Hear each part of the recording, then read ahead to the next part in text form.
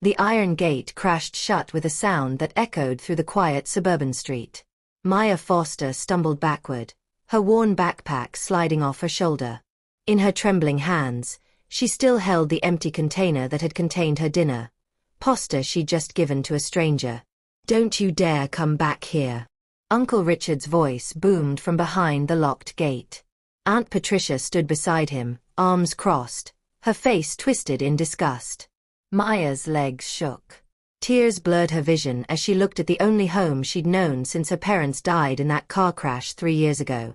The porch light, the one her father had installed, flickered once, then went dark. Down the street, a figure moved in the shadows. The homeless man she'd fed was still there, watching with concerned eyes.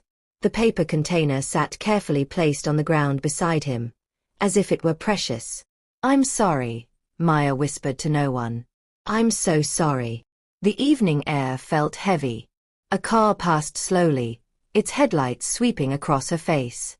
She was 17 years old, with nowhere to sleep and less than $20 in her pocket.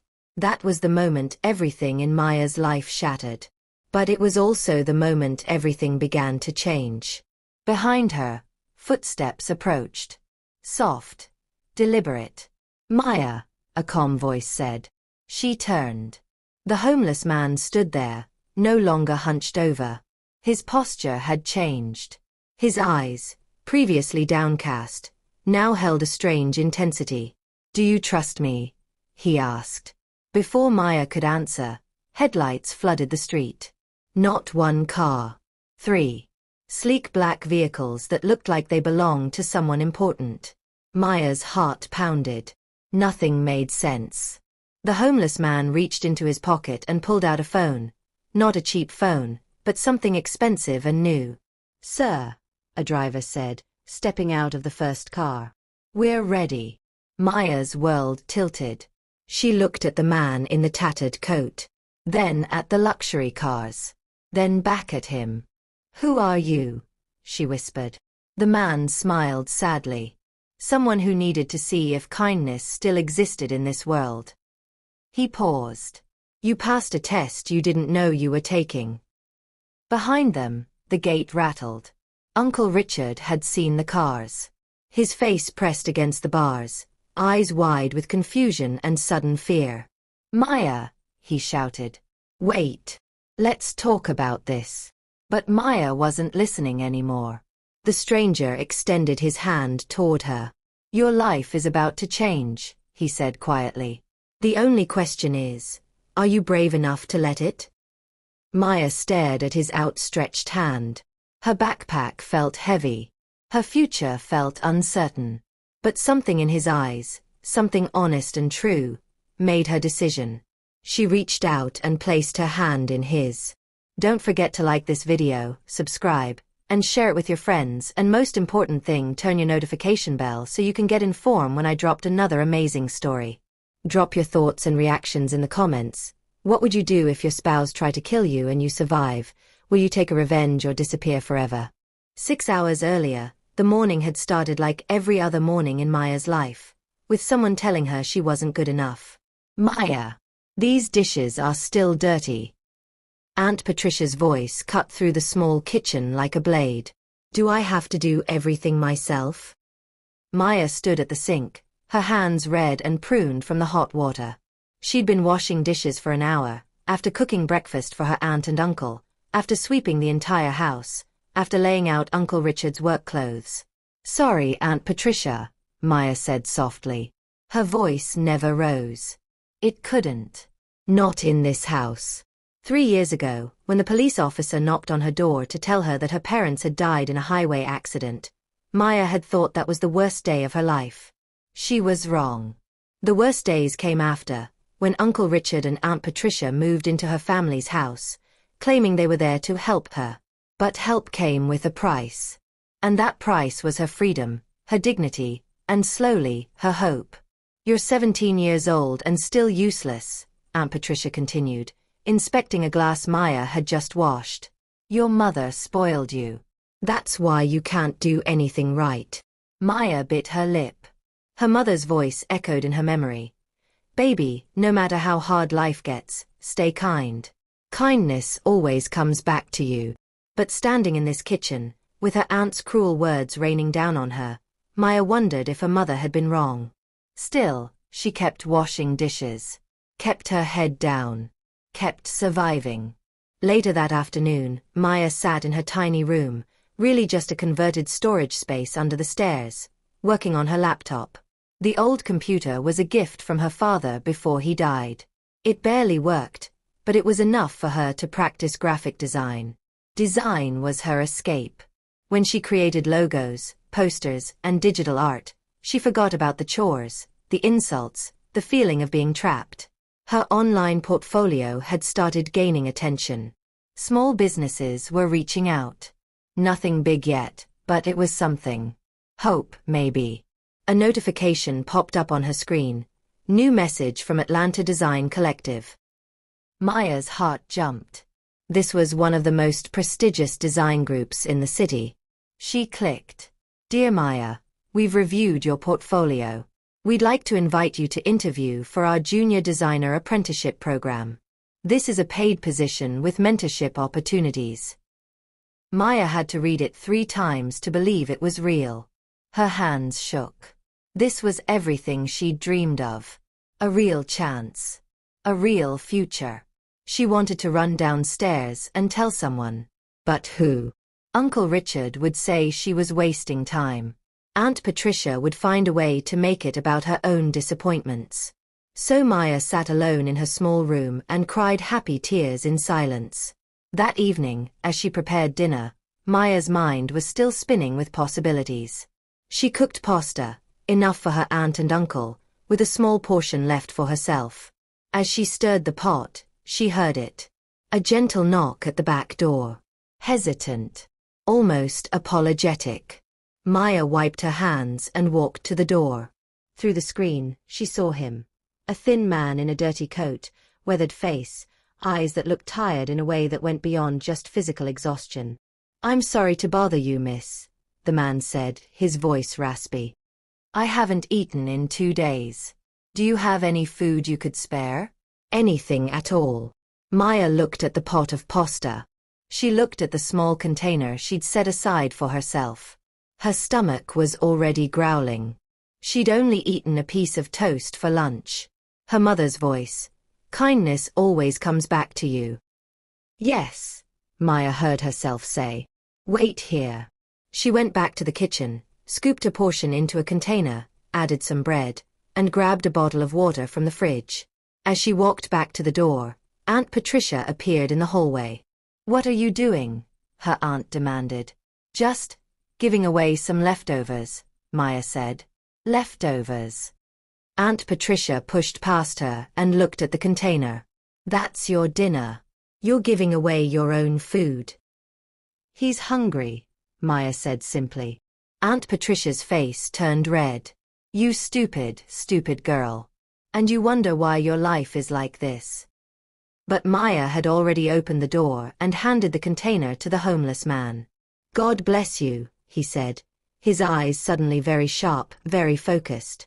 "I won't forget this." Maya barely had time to close the back door before Aunt Patricia was screaming. "Richard! Richard! Come see what your niece just did." Uncle Richard appeared from the living room, newspaper in hand, annoyance already etched on his face. "What now?" "She gave away food. To some homeless man. Food from my kitchen." Maya stood frozen. Her heart pounded. She knew this wouldn't end well, but she hadn't expected the rage that followed. Uncle Richard's face darkened. He walked slowly toward Maya, each step deliberate. "You did what?" "He was hungry," Maya said, her voice barely above a whisper. "I just gave him my portion." "Your portion?" Uncle Richard laughed, but there was no humor in it. "Nothing in this house is your portion. Everything here belongs to me. This is my house." "It was my parents' house," Maya said before she could stop herself. The words hung in the air like a grenade with the pin pulled. Uncle Richard's hand shot out and grabbed Maya's arm. "What did you just say?" I'm sorry," Maya stammered. I didn't mean. No, Uncle Richard said, his grip tightening. You think this is still your house? Your parents are dead, Maya. They're gone. And they left you to me. This is my house now. My food. My electricity. My charity keeping you alive. Tears streamed down Maya's face. I just wanted to help someone. Help someone. Aunt Patricia spat. When have you ever helped yourself? You walk around here like a ghost, doing the bare minimum, wasting time on that stupid computer. It's not stupid. Maya's voice rose for the first time in 3 years. I got accepted. I got accepted to the design apprenticeship. I can start earning money, I can contribute more, I can. You got accepted. Uncle Richard's eyes narrowed. To what? The Atlanta Design Collective. They want to interview me for a paid apprenticeship. It's a real job. Uncle Richard released her arm and laughed. Actually laughed. You? A designer? Maya, look at yourself. You can barely wash dishes properly. You think some fancy company wants you. They reviewed my portfolio, Maya said, voice shaking. They saw my work. They think I'm talented. Talented, Aunt Patricia repeated mockingly. Listen to her, Richard. Talented. Uncle Richard's expression changed. Something darker crossed his face. Where would you go every day for this job? Downtown. The office is near. Who would cook my meals? He interrupted. Who would clean this house? Who would do the laundry, the shopping, the yard work? Maya's stomach dropped. She understood now. This wasn't about her future. It was about their convenience. I could still do chores, Maya said desperately. I could wake up earlier, stay up later. No, Uncle Richard said flatly. You're not going. But. I said no. His voice boomed through the house. You live under my roof. You follow my rules. You will stay here, do your chores, and stop filling your head with these ridiculous dreams. Maya felt something inside her crack. Not break. Crack. Like ice just before it shatters completely. My parents, she said slowly, would be ashamed of you. The silence that followed was deafening. Uncle Richard's face turned purple. Get out. What? Maya whispered. I said get out. He grabbed her backpack from the hook by the door and threw it at her. You want to be independent? You want to make your own choices? Fine. Get out of my house. Richard, Aunt Patricia started, but there was a gleam in her eye that said she wasn't really objecting. No, Uncle Richard said, stomping toward Maya's small room. She wants to disrespect me? She's done. He emerged moments later with an armful of Maya's clothes and threw them into her backpack. Her sketchbooks. Her chargers. All of it shoved carelessly into the bag. Uncle Richard, please, Maya begged. I have nowhere to go. I don't have money. Should have thought about that before you fed a stranger with my food, he snarled. He grabbed Maya's arm, dragged her to the front gate, and shoved her out onto the sidewalk. Her backpack followed, landing in the dirt. Please, Maya cried. I'm sorry. I'll do better. The gate slammed shut. The lock clicked. Through the bars, Maya saw Aunt Patricia standing beside her husband, arms folded, a satisfied smile on her face. Maybe this will teach you some respect, Uncle Richard said. Then he turned and walked back into the house. The porch light went dark. Maya stood alone on the street, the evening growing darker, with nowhere to go and no one to call. Somewhere behind her, she heard footsteps. Maya, a voice said gently. She turned. The homeless man stood there, but something about him had changed. He stood straighter. His eyes were clearer. I'm so sorry, he said. This is my fault. Maya stared at the homeless man, confusion mixing with her desperation. Your fault? You just asked for food. This isn't. My name isn't John, the man interrupted. pulling off the dirty baseball cap he'd been wearing. "My name is David Chen." Maya blinked. "I don't understand." David reached into his coat and pulled out his phone, the expensive one she'd glimpsed earlier. He tapped the screen and held it up for her to see. It was a news article. The headline read, "Tech entrepreneur David Chen takes a step back from public eye." The photo showed the same man standing before her, but cleaned up, wearing a suit, standing in front of a glass building with Chen Technologies emblazoned across it. Maya's legs felt weak. You're David Chen?" "The David Chen." David nodded. "Yes. But why?" Maya looked down at his dirty clothes, the worn shoes. "Why were you pretending to be homeless?" David's expression grew solemn. "5 years ago, I was on top of the world.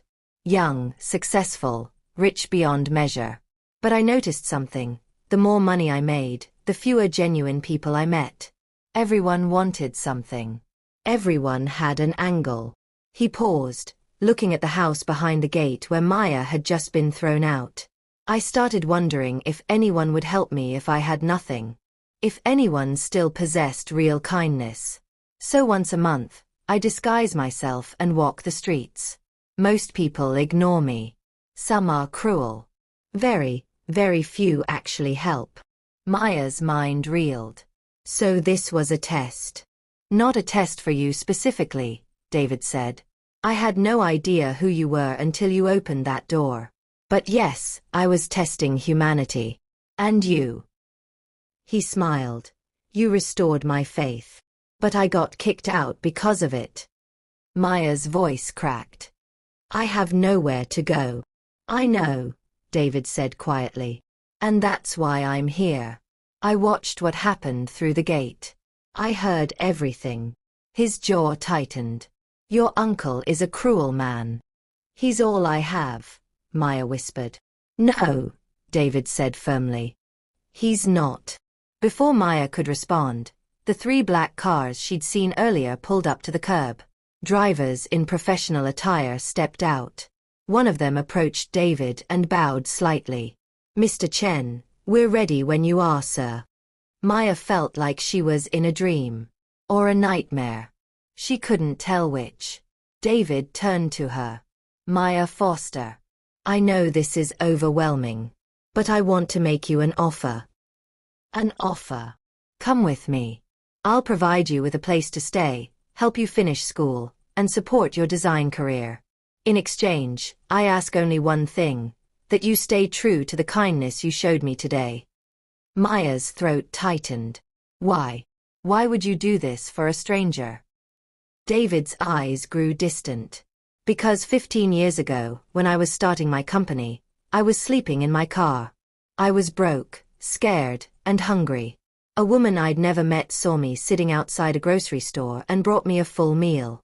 She didn't know who I was. She just saw someone in need." He looked directly at Maya. "I never got her name. I never got to thank her properly. By the time I tried to find her, she'd passed away from cancer. I've spent years trying to honor her memory by recognizing people like her. People like you." Tears rolled down Maya's cheeks. "I don't know what to say." "Say yes," David said simply.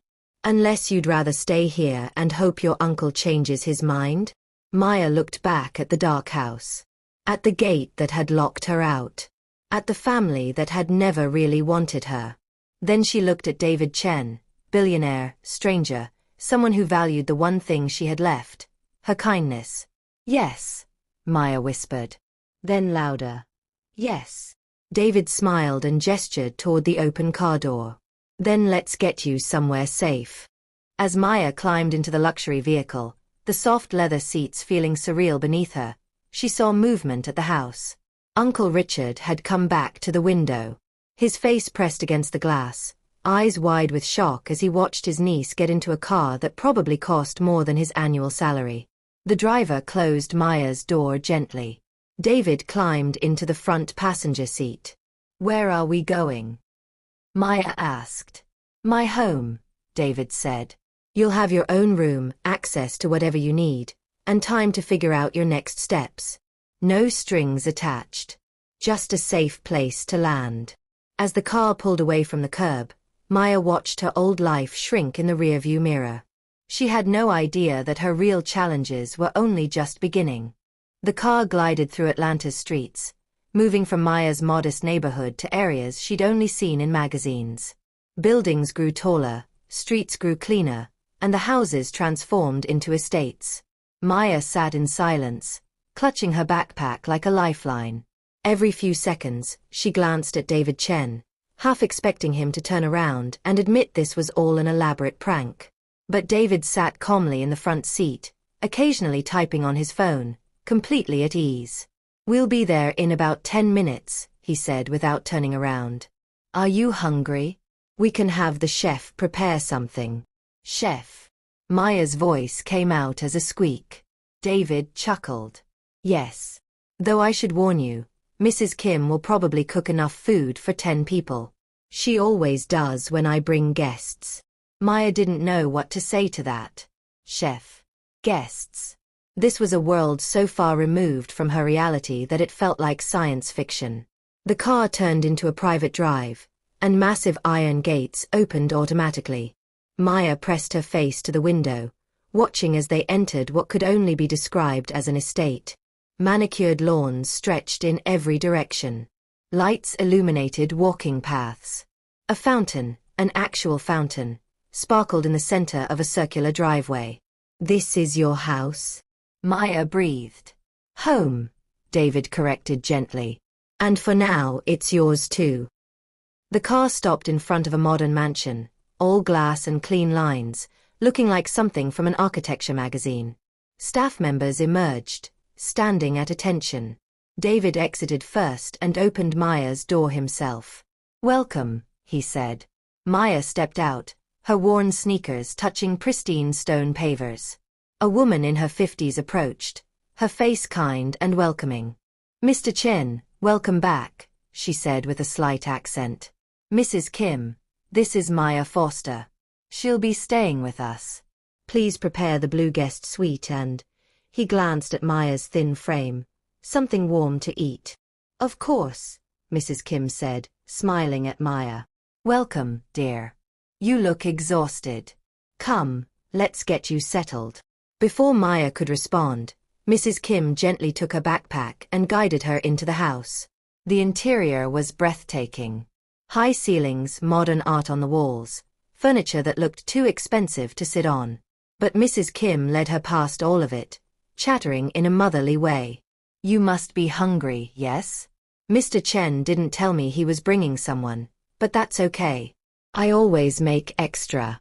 Do you like Korean food? Never mind, I'll make a variety. You're so thin. When did you last eat properly?" Maya found herself relaxing slightly. Mrs. Kim's warmth felt genuine, familiar in a way that reminded her of her own mother. They climbed a wide staircase to the second floor, walking down a hallway lined with windows that overlooked the gardens. Mrs. Kim opened a door to reveal a bedroom that was bigger than Maya's entire storage room space at her uncle's house. A king-sized bed with fluffy white linens. A sitting area with a couch and television. A desk by the window. An attached bathroom visible through another door. This is for me?" Maya whispered. "Yes, dear. Mr. Chen said to make you comfortable. The bathroom has fresh towels, toiletries, everything you need.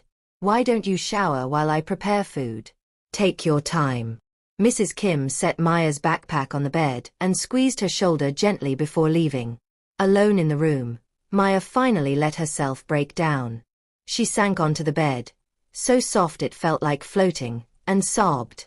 All the fear, anger, and confusion of the past few hours poured out of her. Her parents were gone. Her uncle had abandoned her. Her entire life had collapsed in a single evening. But somehow, impossibly, she'd landed here. In this beautiful room. With people being kind to her. Was this real? Could this last? After crying herself empty, Maya stood and explored the bathroom. It was larger than her old bedroom, with a rainfall shower, heated floors, and more products than she'd ever seen in one place. The hot water felt like heaven. Maya stood under the spray for a long time, watching the stress and dirt of her old life wash away down the drain. When she emerged, clean and wrapped in the softest bathrobe she'd ever touched, she found fresh clothes laid out on the bed. Simple but nice, sweatpants and a t-shirt that somehow looked expensive. A soft knock came at the door. "Come in," Maya called. Mrs. Kim entered with a tray. "I brought you some soup, rice, and bulgogi. Eat. Rest. Tomorrow will be a big day." "What's happening tomorrow?" Maya asked. Mrs. Kim smiled mysteriously. "Mr. Chen will explain. For now, just eat and sleep. You're safe here." After Mrs. Kim left, Maya sat at the desk and ate. The food was delicious, better than anything she'd tasted in years. Through the window, she could see the city lights of Atlanta twinkling in the distance. Somewhere out there was her uncle's house. Her old life. But here, in this room, in this impossible situation, Maya felt something she hadn't felt in 3 years. Hope. Maya woke to sunlight streaming through floor-to-ceiling windows. For a confused moment, she didn't know where she was. Then it all came rushing back. The homeless man, Uncle Richard throwing her out, David Chen's revelation. She sat up in the impossibly comfortable bed and checked her phone. 7:42 a.m. 17 missed calls from Uncle Richard. 12 text messages. Her finger hovered over the messages. Then she set the phone down. She wasn't ready for that yet. A gentle knock sounded at the door. "Come in," Maya called. Mrs. Kim entered with a warm smile and another tray. "Good morning. I brought breakfast. Mr. Chen would like to speak with you at 9 o'clock, if you're feeling up to it." "Yes, of course," Maya said. "Mrs. Kim, is this real? Am I really supposed to be here?" Mrs. Kim set down the tray and sat on the edge of the bed. "Let me tell you something about Mr. Chen. He is a good man, but a lonely one. His success came fast, and with it came many people who only wanted his money. 5 years ago his wife left him. She said she married David Chen the dreamer, not David Chen the billionaire." Maya's eyes widened. She hadn't known he'd been married. "Since then," Mrs. Kim continued, "he's been searching for something. I think he's searching for proof that genuine people still exist. When he does his homeless test, he's really asking, would anyone love me if I had nothing?" "That's so sad," Maya whispered. "Yes. But yesterday, you gave him an answer." Mrs. Kim patted Maya's hand. "Now eat. You'll need your strength." At 9 o'clock sharp, Maya found her way downstairs to David's office. The room was massive, with bookshelves lining the walls and multiple computer monitors on a sleek desk. David sat in a chair by the window, looking more like the billionaire from the news article. Clean-shaven, wearing expensive casual clothes, his hair neat. "Good morning, Maya. Please, sit." Maya sat across from him, nervous energy making her fidget. "I imagine you have questions," David began. "A million of them," Maya admitted. David smiled. "Let me start by explaining what happens next. You're welcome to stay here as long as you need. No rent, no payment, nothing owed. Mrs. Kim will make sure you have everything you need." "But why?" Maya asked. "I don't understand why you do this for me." "Because you did something for me without expecting anything in return. That's rare." He leaned forward. "But I also want to be clear about something. I'm not adopting you. I'm not becoming your guardian or parent. I'm simply offering you a safe place to land while you figure out your next steps." Maya nodded, appreciating his honesty. "Now, tell me about this design apprenticeship," David said. Maya's face lit up. She told him about the Atlanta Design Collective, about her portfolio, about the interview opportunity she'd received just yesterday, though it felt like a lifetime ago. David listened intently, occasionally nodding. When she finished, he pulled out his phone and made a call. "Marcus, it's David. Yes, I'm calling in that favor. I need you to make a call to the Atlanta Design Collective. There's a young woman named Maya Foster who's supposed to interview for their apprenticeship program. I want you to put in a good word. No, she earned it herself. I just want to make sure they know she's serious. Perfect. Thanks.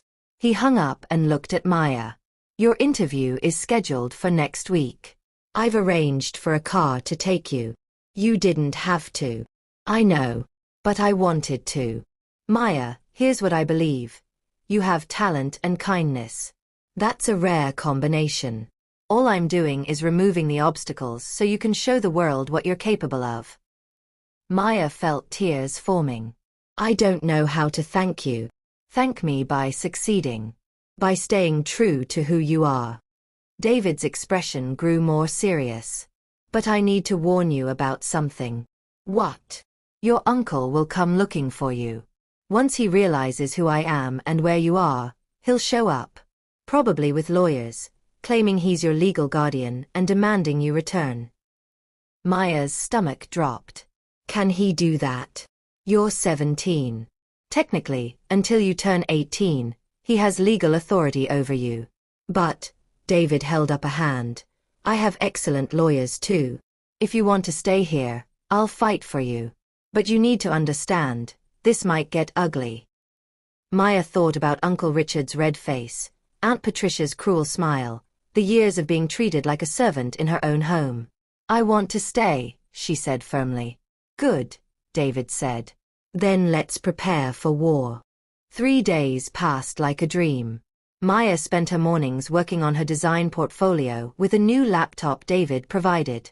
She spent her afternoons exploring the estate, reading in the library, and talking with Mrs. Kim about everything from cooking to life philosophy. For the first time in 3 years, Maya felt like she could breathe. Then, on the 4th morning, it happened. Maya was sketching in the garden when she heard shouting from the front gate. Her pencil froze mid-stroke. She knew that voice. Uncle Richard. I demand to see my niece. I know she's in there. Maya. Maya. Maya's hands shook. She wanted to run inside, hide in her room, pretend this wasn't happening. But before she could move, David appeared beside her. It's okay, he said calmly. I was expecting this. Do you want to see him? No, Maya whispered. But I should, shouldn't I? Only if you're ready. Maya took a deep breath. I'm ready. David nodded to his security team, and moments later, Uncle Richard and Aunt Patricia were escorted through the gate. Uncle Richard's eyes were wild, his suit wrinkled like he'd slept in it. Aunt Patricia looked around the estate with barely concealed envy. Maya. Uncle Richard rushed forward, but David stepped between them. That's close enough, David said coolly. Uncle Richard's eyes finally focused on David, and recognition dawned. You're David Chen, the tech billionaire. I am. What are you doing with my niece? Uncle Richard's voice took on a wheedling tone. There must be some misunderstanding. Maya, sweetheart, come home. We can talk about this. Don't call me sweetheart, Maya said, surprised by the steadiness in her own voice. You threw me out. You said I was disrespectful and ungrateful. I was angry, Uncle Richard said, his tone shifting to apologetic. We both said things we didn't mean. Family fights, that's all. But you belong at home with us. With you. Maya's voice rose. You mean doing your laundry? Cooking your meals? Being your unpaid servant? Aunt Patricia flinched but said nothing. Now Maya, that's not fair, Uncle Richard began. Isn't it? David interrupted. Mr. Foster, I've done some research on you in the past few days. Your brother, Maya's father, left his house and all his assets to Maya in his will. Yet somehow, you've been living there for 3 years, treating Maya like hired help, and not paying her a cent.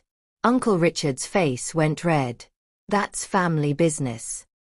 It's exploitation, David said flatly. And it ends now. You can't keep her. Uncle Richard shouted. She's 17. She's a minor. I'm her legal guardian. Are you?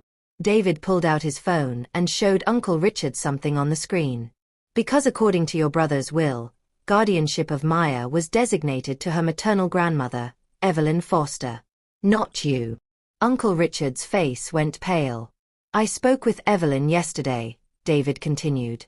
She lives in Florida and had no idea Maya was even living with you. She thought Maya was thriving. She had no idea you'd taken over the house and treated her granddaughter like a servant. That old woman has dementia. Uncle Richard sputtered. She can't. Her doctors say she's completely competent, David said. And she's very interested in signing guardianship over to me temporarily, until Maya turns 18 in 6 months. Maya's jaw dropped. David had been working on this? Uncle Richard looked like he might explode. This is kidnapping. I'll call the police. Please do, David said calmly. I'd love to explain to them how you've been living in a house that legally belongs to Maya, charging her rent through labor, and preventing her from pursuing educational opportunities. The fight drained out of Uncle Richard. He looked at Maya with something like hatred. You ungrateful little. Stop, Maya said, her voice cutting through the air. Just stop. I gave you 3 years of my life. I cooked, cleaned, and endured your cruelty because I had nowhere else to go. But I'm done. You're not my family. You never were. Aunt Patricia finally spoke, her voice bitter. You'll regret this. People like you always do. You think you're special now? You think this rich man actually cares about you? Maya looked her aunt in the eye. I think he treats me better in 4 days than you did in 3 years. And that says everything. David gestured to his security team. Please escort Mr. and Mrs. Foster off the property. As they were led away, Uncle Richard turned back one last time. You'll come crawling back. When he gets tired of you, when this all falls apart, don't come knocking on my door. I won't, Maya said quietly. Goodbye, Uncle Richard. The gate closed behind them. Maya's legs felt weak, and she sank onto a nearby bench. David sat beside her. That was harder than I expected, Maya admitted. You did well, David said. You stood up for yourself. You really talked to my grandmother? I did. She's a lovely woman. She cried when I told her how you'd been living. She wants to see you when you're ready. Fresh tears spilled down Maya's cheeks.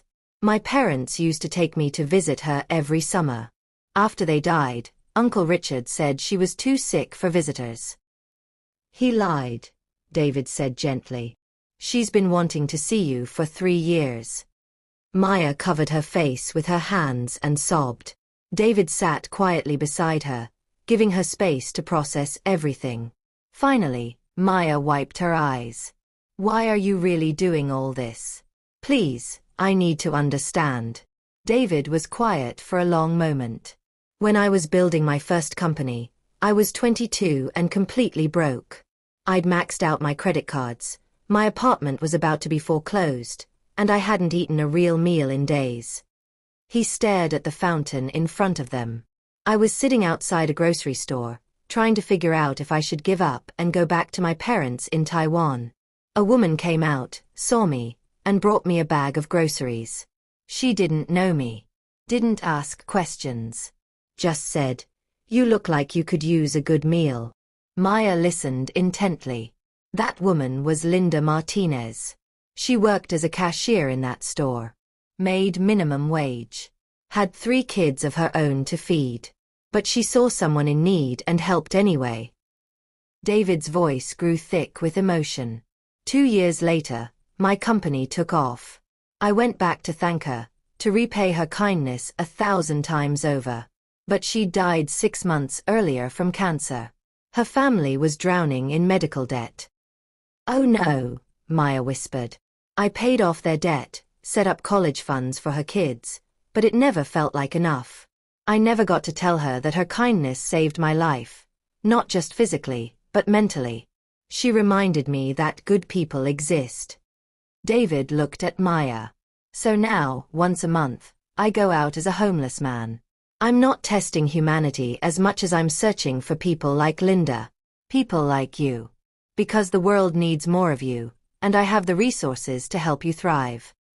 Maya understood now. I'm not Linda. No, David agreed. But you're someone who gave away their last meal to a stranger. And in my experience, people like that change the world, if given the chance. 6 months passed like pages turning in a book Maya never wanted to end. She turned 18 in March, celebrated with Mrs. Kim's homemade cake and a small gathering of the few friends she'd made at her new school. David had enrolled her in a private academy where she could finish her senior year while also taking advanced design courses. The Atlanta Design Collective interview had gone better than she'd dreamed. Not only did they accept her into their apprenticeship program, but they'd been so impressed with her portfolio that they offered her a part-time position with a real salary. Maya was making her own money for the first time in her life. But the biggest change was internal. The girl who'd once whispered apologies and kept her eyes down now walked with her head high. She spoke up in meetings. She defended her design choices. She'd found her voice. David watched her transformation with quiet pride, like a gardener watching a plant finally bloom after years of drought. One evening as Maya worked late in the estate's design studio, a room David had converted specifically for her, he knocked on the open door. "Got a minute?" he asked. "Always," Maya said, spinning in her chair. "What's up?" David held out an envelope. "This came for you today." Maya took it, curious. The return address made her heart stop. Foster and Associates legal firm. Her hands trembled as she opened it. Inside was a letter from a lawyer, explaining that her parents' house, the one Uncle Richard had been living in, was legally hers now that she was 18. The letter outlined her options. She could sell it, move back in, or continue renting it out. Uncle Richard had been formally evicted 2 weeks ago. "I don't know what to do," Maya admitted. "What do you want to do?" David asked. Maya thought about the house. Her childhood bedroom. The kitchen where her mother taught her to cook. The backyard where her father pushed her on the swing set. But she also remembered the past 3 years. The cruelty. The pain. The version of herself she'd become in that house. "I want to sell it," she said finally. "I can't live there. Too many bad memories now." But she paused, an idea forming. "Could I use the money to start something?" "Like what?" "A scholarship fund. For teenagers in foster care or living in difficult situations. Kids who want to pursue creative careers but can't afford the software, equipment, or education." David's face broke into a genuine smile. "Maya Foster, you never stop surprising me. My parents taught me that kindness comes back," Maya said. "You've shown me that's true. Now I want to pass it forward." David pulled out his phone. "What if I match whatever you raise? Dollar for dollar." Maya's eyes widened. "Are you serious?" "Completely. Let's call it the Linda Martinez Memorial Scholarship Fund." Tears gathered in Maya's eyes. She'd like that. Over the next few months, Maya threw herself into the project. She sold her parents' house for $280,000, more than she'd expected. With David matching her contribution, they had over $500,000 to start the scholarship fund. Maya designed the website herself, created all the promotional materials, and even gave interviews to local news stations. The story of the girl who was kicked out for helping a homeless man, only to be saved by that same homeless billionaire, captured people's imagination. Donations poured in from around the country. But success brought unexpected attention. One afternoon, Maya received an email that made her blood run cold. The subject line read, "We need to talk about your little charity." It was from someone named Victoria Cross, and it included a link to a news article with the headline, "David Chen's New Pet Project, Charity or Publicity Stunt?" Maya clicked the link with shaking hands. The article was brutal. It accused David of using Maya's story for positive press. It questioned whether Maya was truly qualified to run a scholarship fund. It even insinuated that their relationship might be inappropriate. The writer? A journalist named Victoria Cross who, according to her bio, specialized in exposing the truth behind billionaire philanthropy. Maya felt sick. She'd worked so hard. The scholarship fund was real, genuine, something she believed in. How could someone twist it into something ugly? She found David in his office and showed him the article. He read it carefully, his expression darkening. Victoria Cross. You know her. Unfortunately, yes. She's been trying to write a hit piece on me for years. She believes all wealthy people are inherently corrupt, and she makes it her mission to prove it. What do we do? Maya asked. We ignore her, David said. The work speaks for itself. But 2 days later, Victoria Cross showed up at the estate's gate, camera crew in tow, demanding an interview. And she wasn't alone. Standing beside her, looking smug and vengeful, was Aunt Patricia. Maya watched from her bedroom window as Victoria Cross and Aunt Patricia stood at the gate, the camera crew filming everything. Her stomach churned. Mr. Chen. Victoria's voice carried across the property. We just want to ask a few questions about your relationship with Maya Foster. David appeared beside Maya at the window. Don't worry. They can't get past security. But Aunt Patricia's voice cut through next. Maya. I know you can hear me. Tell them the truth.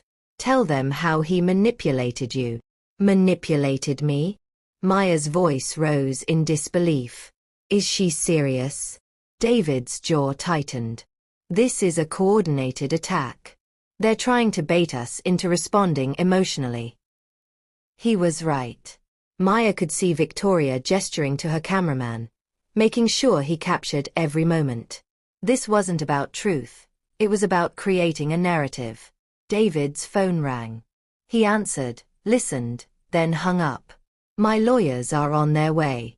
In the meantime, we stay calm and say nothing. But over the next few days, staying calm became increasingly difficult. The article Victoria published was devastating. She'd interviewed Aunt Patricia, who painted Maya as a manipulative girl who'd seduced a vulnerable billionaire.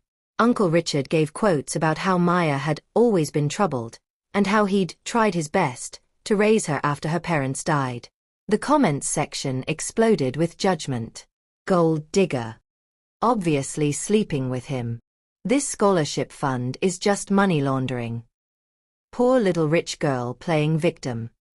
Maya stopped reading after the first dozen. Each word felt like a knife. Her phone buzzed constantly. Former classmates from her old school reached out, some supportive, many cruel.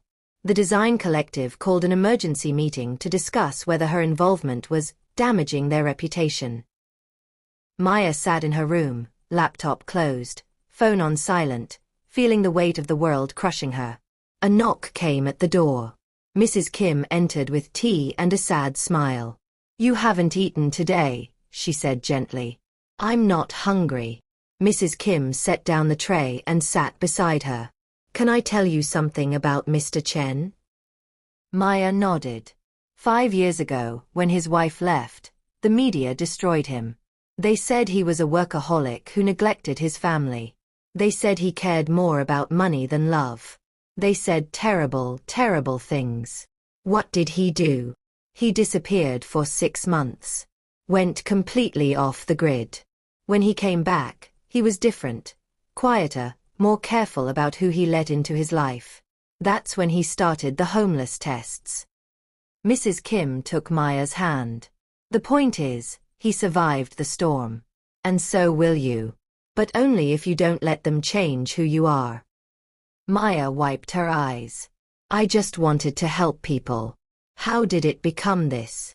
Because good deeds make some people uncomfortable, Mrs. Kim said. They'd rather believe everyone has selfish motives. It makes them feel better about their own choices. That evening, Maya made a decision. She found David in his office. I want to do an interview, she said. David looked up, surprised. Maya, I don't think that's wise. Anything you say will be twisted. Then let them twist it. But I want people to hear the truth from me, not from Aunt Patricia and Uncle Richard. Who would interview you? Maya had already thought about this. Channel 5. Sarah Johnson. She's been covering the scholarship fund fairly. She requested an interview last week, and I ignored it. I want to accept now. David studied her carefully. You're sure? No, Maya admitted. But I'm tired of being silent. Silence feels like admitting they're right. David nodded slowly. Okay. But we do it my way. Live interview, no editing, and I'm there with you. Deal. 2 days later, Maya sat across from Sarah Johnson in the estate's living room. The lights were hot. The cameras intimidating. But Maya kept her hands steady in her lap. Maya, Sarah began gently, there have been serious allegations about your relationship with David Chen. How do you respond? Maya took a deep breath. David Chen saved my life, but not in the way people think. He didn't rescue me from poverty. He rescued me from giving up on myself. She told her story, the real story. Her parents' death. Uncle Richard's cruelty. The night she gave away her last meal and got thrown out. David's test. The truth about who he really was. He gave me a safe place when I had nowhere to go, Maya said, her voice strong. He believed in my talent when no one else did. And yes, he's wealthy, but that's not why I'm grateful. I'm grateful because he treated me with dignity. Sarah leaned forward. Your aunt claims this is all an elaborate scheme. My aunt, Maya interrupted, is the same woman who stood by silently while her husband threw a teenager out onto the street. She's the same woman who never once asked if I was okay. So forgive me if I don't value her opinion. The interview went viral within hours. But not everyone was convinced. Victoria Cross doubled down, publishing another article. Maya Foster's sob story, real or rehearsed. And then, just when Maya thought things couldn't get worse, she received an email that made her blood run cold. It was from someone claiming to be her father's former business partner. The subject line read, "Your father's debt is now yours.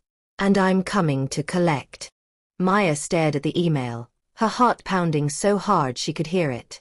Your father's debt is now yours. She immediately showed it to David.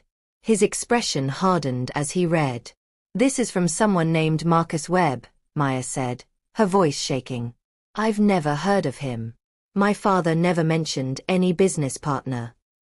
David was already on his phone, calling someone. I need you to run a background check on Marcus Webb. Yes. Immediately. Connection to Robert Foster. I'll send you the email. He hung up and looked at Maya. Don't respond to this. It could be a scam, or worse, it could be legitimate. Legitimate. Maya felt dizzy. How could my father have debts I don't know about? If he had business ventures, there might be contracts or obligations that survived his death. But we need facts before we panic. Within 3 hours, David's investigator called back. Maya sat beside David as he put the phone on speaker. Marcus Webb is real, the investigator said. He and Robert Foster were co-investors in a commercial real estate project 10 years ago. The project failed. According to the paperwork, both men were liable for losses totaling $340,000.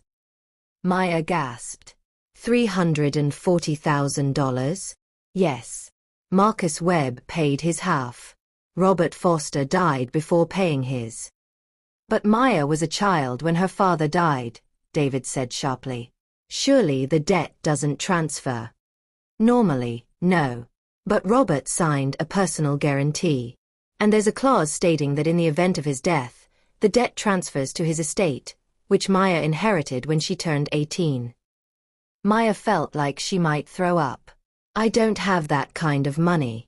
Even with the house sale. There's more, the investigator continued. Marcus Webb filed a lawsuit 3 days ago. He's claiming Maya is trying to avoid the debt by hiding behind David Chen's wealth. That's insane. Maya cried. I didn't even know about this. He's scheduled a press conference for tomorrow, the investigator said. He's going to publicly demand payment. After the call ended, Maya put her head in her hands. This is it.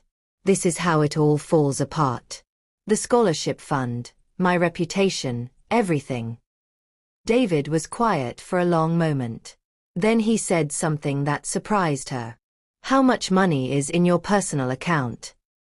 From my job at the Design Collective? Maybe $8,000. Why? And how much did you make from selling your parents' house? I put it all into the scholarship fund. All of it? Yes. Every penny. I thought that's what my parents would want. David smiled, not a happy smile, but a knowing one. Maya, do you understand what you just told me? That I'm an idiot who can't pay back a massive debt? No. You told me that when given a choice between keeping money for yourself and helping others, you chose others. Even though you grew up with nothing. Even though you'd been homeless. You still gave it away. Maya didn't understand where he was going with this. David leaned forward.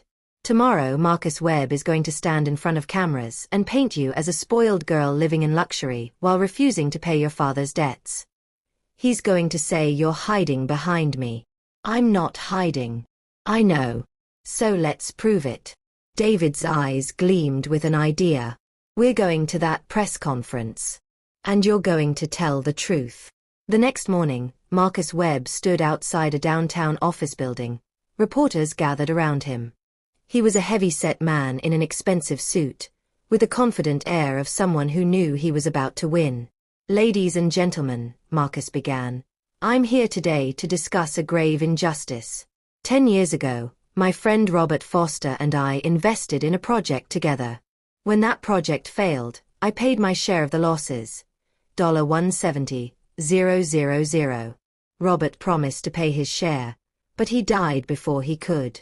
He paused dramatically.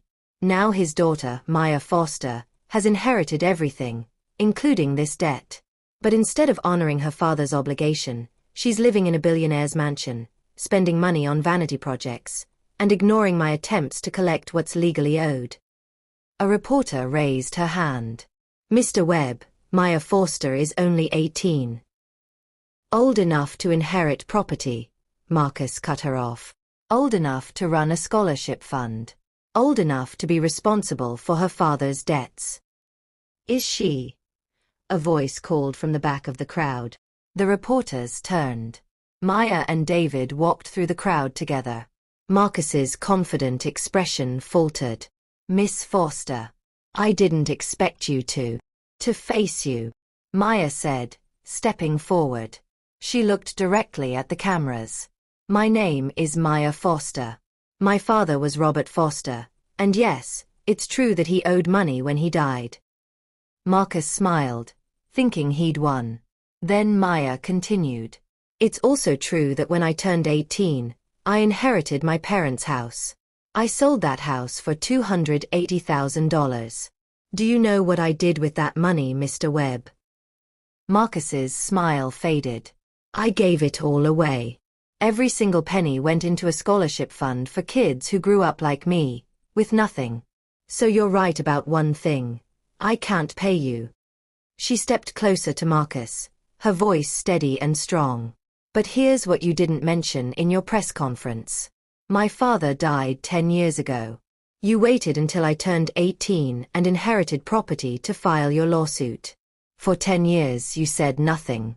You didn't help me when Uncle Richard threw me out. You didn't help me when I was sleeping on the streets. You waited until I had something. And then you came to take it. The cameras flashed rapidly. So here's my offer, Mr. Webb. I'll pay you back every penny my father owed you. But it won't be today, or next month, or next year. It'll be when I've earned it myself, through my own work, on my own terms. And when I do pay you, everyone will know that I did it with money I earned, not money I borrowed from someone else. She turned to the cameras. My father taught me to honor my debts. But he also taught me that how you collect a debt says as much about your character as how you pay it. Mr. Webb, you'll get your money. But you won't get my dignity. The crowd erupted in questions. Marcus Webb stood frozen, his moment of triumph stolen. David stepped forward and handed Marcus an envelope. That's a payment plan drafted by my lawyers. Maya will pay you $2,000 per month from her salary until the debt is cleared. If you refuse, we'll see you in court. Marcus looked at the envelope, then at the cameras, then at Maya. He was trapped. If he refused, he'd look like a bully targeting a teenager. If he accepted, he'd have to wait years for his money. Fine, he muttered, snatching the envelope. As Maya and David walked away, a reporter called out, "Maya, does this mean the scholarship fund is finished?" Maya turned back. "No, the scholarship fund continues. Because it was never about my money. It was about my parents' values. And those can't be taken away." 4 years later, Maya stood in front of a floor-to-ceiling window in the sleek downtown office of Foster Designs, her own company. At 22, she was the youngest black female founder in Atlanta's tech design scene, and her work spoke for itself. Her reflection in the glass showed a woman completely transformed from that scared 17-year-old. Professional blazer. Natural hair styled in elegant locks. Confidence in her posture. But if you looked closely, you could still see the same kindness in her eyes. Behind her, her team of 5 designers worked on campaigns for clients ranging from startups to Fortune 500 companies. The walls displayed her award-winning work, logos, brand identities, digital campaigns that had won national recognition. On her desk sat a framed photo, Maya with David Chan at her college graduation, both smiling proudly. Her phone buzzed. A reminder, Scholarship Fund Gala tonight, 7 p.m. Maya smiled. Tonight was the annual fundraiser for the Linda Martinez Memorial Scholarship Fund, which had grown beyond her wildest dreams. They'd awarded over 200 scholarships in the past 4 years, helping kids pursue careers in art, design, music, and technology. And tonight, they were announcing something special. That evening, Maya walked into the gala ballroom wearing an elegant emerald dress. The room was packed with donors, recipients, and supporters. She spotted David immediately. He was talking with a group of scholarship recipients, genuinely interested in their stories. Mrs. Kim waved from across the room, dabbing her eyes with a handkerchief. She always cried at these events. But Maya's attention was drawn to someone else, a woman standing near the entrance, looking uncomfortable in a dress that didn't quite fit. She looked to be in her mid-50s, with tired eyes and work-worn hands.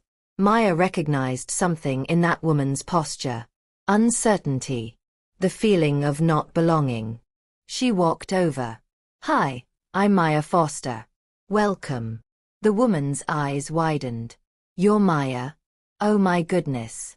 I'm Teresa Martinez. Linda Martinez was my mother." Maya's breath caught. "Linda's daughter?" Teresa nodded, tears already forming. "Mr. Chan tracked me down a few months ago. Told me about the scholarship fund. About what my mother did for him all those years ago. I never knew she'd helped someone famous. She never told us."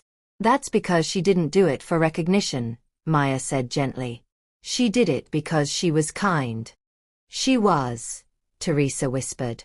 "Even when we had nothing, she always found ways to help others.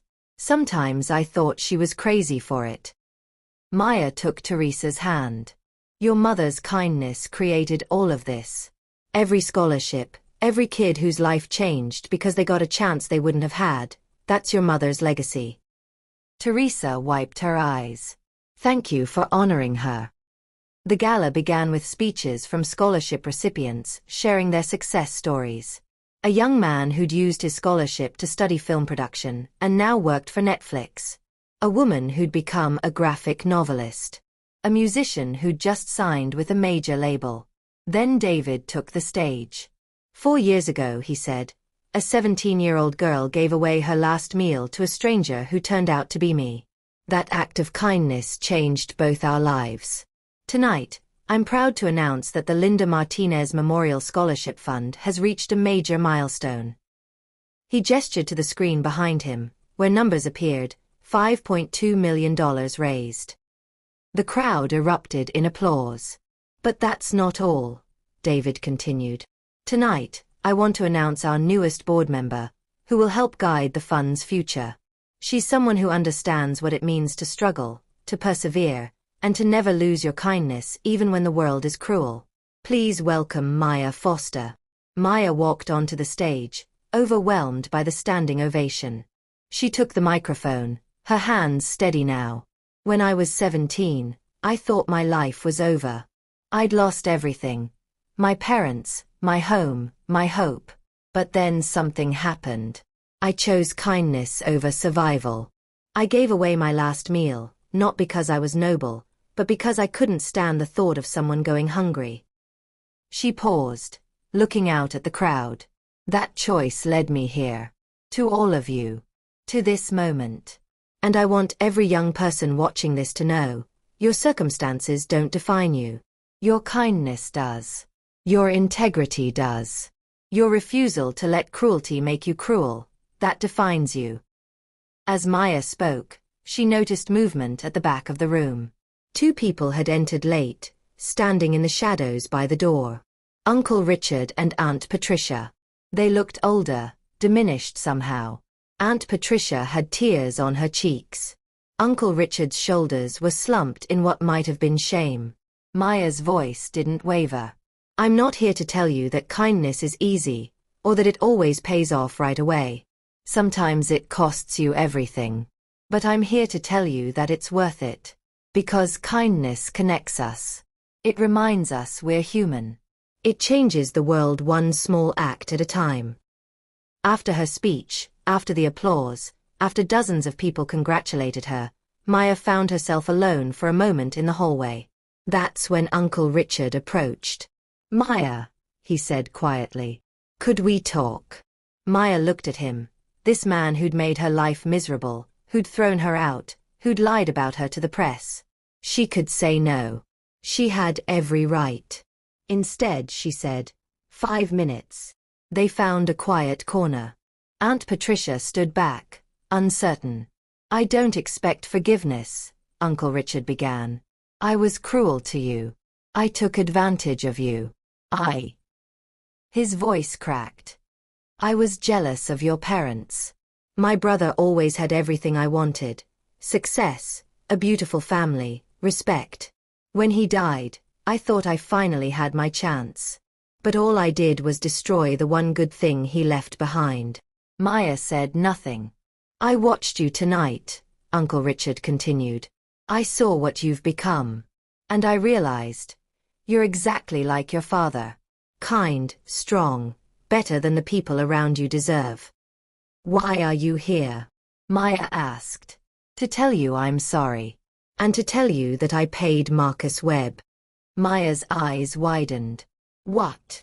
The rest of your father's debt. I paid it off last month. It was my fault that debt existed anyway. I was your father's financial advisor. I should have warned him away from that investment. Instead, I encouraged it because I wanted a cut of the profits. He pulled out an envelope and handed it to Maya. This is a check for $58,000. It's everything I made from renting out your parents' house after you left. It should have gone to you. It's yours now. Maya took the envelope, stunned. I don't expect this to change anything between us, Uncle Richard said. I just needed to do one decent thing. Your mother. She was right about kindness. It does pay back. But sometimes, it takes seeing someone like you to remember that. He turned to leave, then stopped. For what it's worth, your parents would be incredibly proud of you. After he left, Maya stood alone with the envelope, processing everything. Then David appeared beside her. You okay? He asked. I think so, Maya said. That was unexpected. What will you do with the money? Maya looked at the envelope, then at the ballroom where the gala was still happening. where scholarship recipients were laughing and celebrating their futures. "I'll add it to the fund," she said. "And I'll name the next scholarship after my parents, Robert and Jennifer Foster." David smiled. "Perfect." As they walked back toward the ballroom, Maya stopped. "David, I need to ask you something I've wanted to ask for 4 years." "What's that?" "Do you still do the homeless test? Do you still go out there?" David's expression grew thoughtful. "No. I stopped after I met you." "Why?" "Because you answered my question. Good people still exist. Kindness still matters. I don't need to keep testing anymore." He paused. "But I'll tell you something else. That test changed me as much as it changed you. It reminded me why I started all of this in the first place." Maya nodded, understanding. "Come on," David said.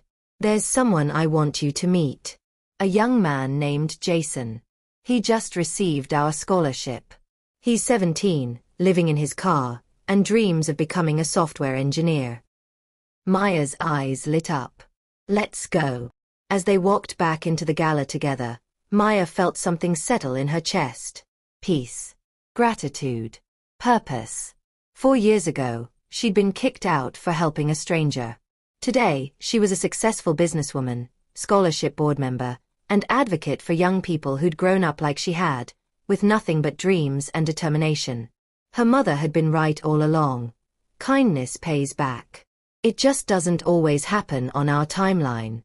And sometimes, the payment comes in forms we never expected. Not in money or fame, but in the privilege of helping others the way we were once helped. In becoming the person we needed when we were at our lowest.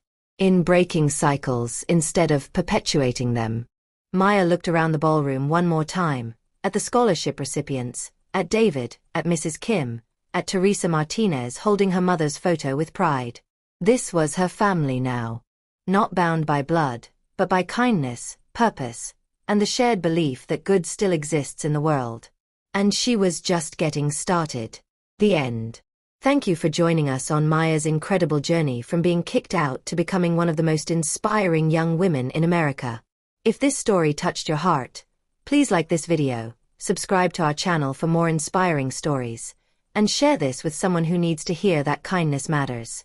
Drop a comment below telling us your favorite moment from Maya's story, and don't forget to hit that notification bell so you never miss our next upload. Remember, your circumstances don't define you, your character does. Until next time, stay kind, stay strong, and never stop believing in the power of compassion. See you in the next story.